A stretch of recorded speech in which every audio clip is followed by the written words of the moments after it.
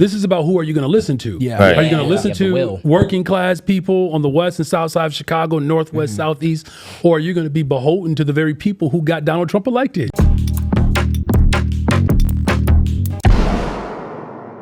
The Democrats generally politically swept the country the other day or 2 days ago after election night.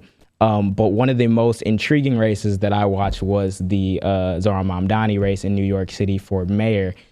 He won as a democratic socialist by focusing on affordability, by focusing on taxing the super wealthy to achieve that affordability. You run the third biggest city in the country. I've seen people already hit you with the questions of, are the billionaires going to leave? Which, that's a funny question. I'd be more worried about normal people leaving Chicago. Yeah. But what do you say to people who are confused about the future of where the Democratic Party should go when it comes to speaking to the needs of working class people? What do you think we should be doing, and what lessons have you taken from Zohran's win? Yeah, I mean, first of all, like, congratulations to the mayor-elect of New York, Zohran Mamdani.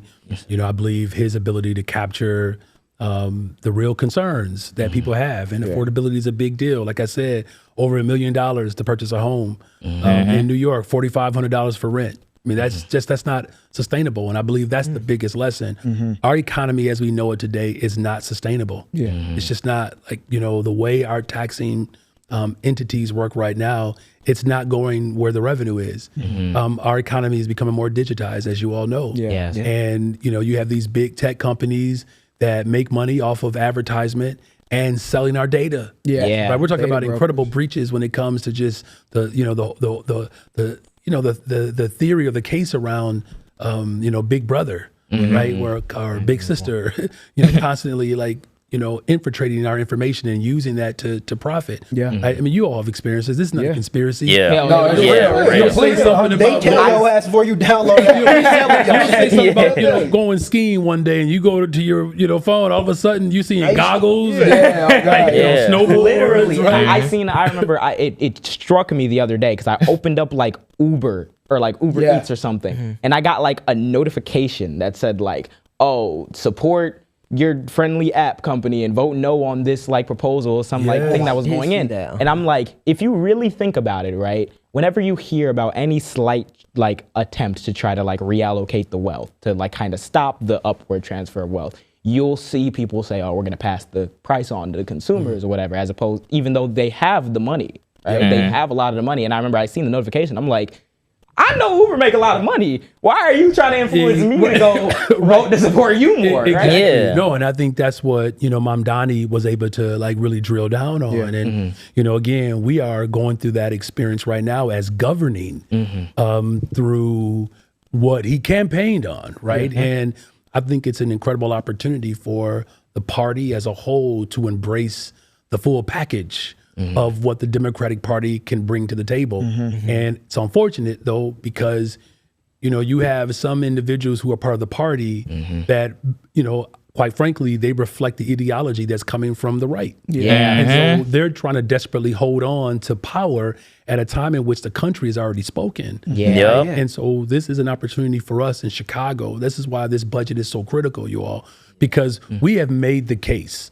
When I was running for mayor, I remember, I was thinking, man, when I win, there's certain elements of the job where you're like, man, I hope it's really true. Right? So when I get there, I get that purple folder and I open it, I'm signing off on all of it. Purple folder, yellow folder, I'm going to do it all. And so, when I got there, I realized there were some constraints to some of those, elements. But one of the things that we knew for sure was the TIF surplus. And so I'm like, yo, pull the trigger on that one. Is that progressive? Pull the lever. Maybe I can.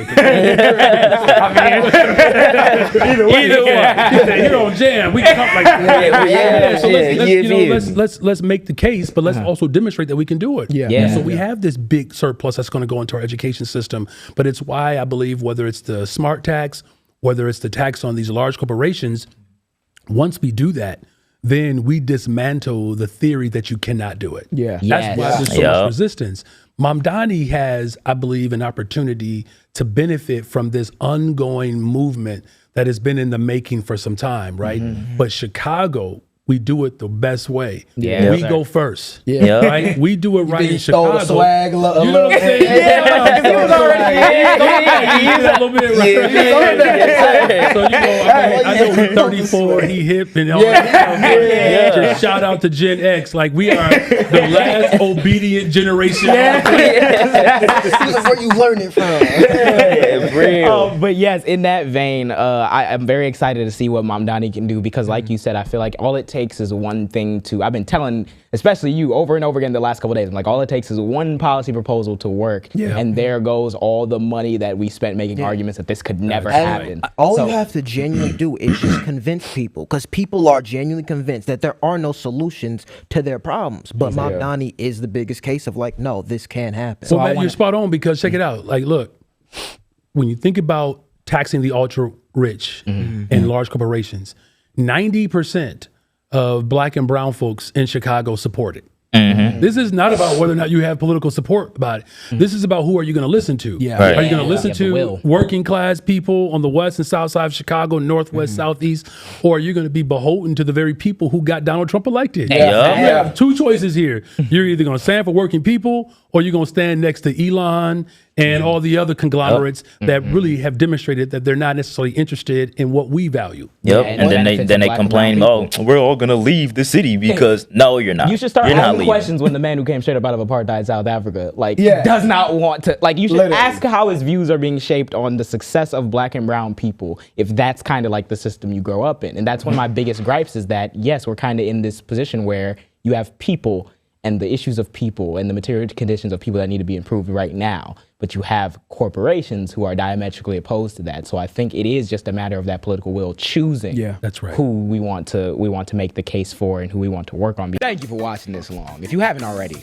subscribe. What is you doing? What is you doing? What are you doing? You think we just sitting here doing it for nothing? You think you're gonna sit here and not do Need shit? to Like, eat. I know you're not subscribed. Click it. cool.